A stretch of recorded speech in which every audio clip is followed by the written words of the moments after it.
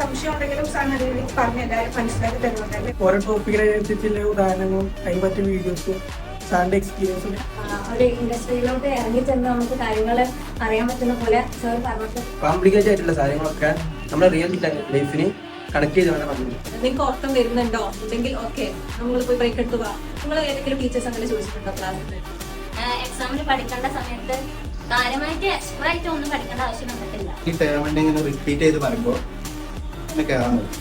ഒന്ന് പറഞ്ഞാൽ മനസ്സിലായി കുറച്ച് നേരം വീഡിയോസ് ഇട്ട് തരും. അതുപോലെ എക്സാമ്പിൾ എടുത്ത് പറയും. ഹാസപ്പ് എന്താണെന്ന് ചോദിച്ചാൽ നമുക്ക് കോൺഫിഡന്റ് ആയിട്ട് പറയാനുള്ള കാര്യങ്ങൾ സാധനം സെറ്റ് ചെയ്തതാണ്.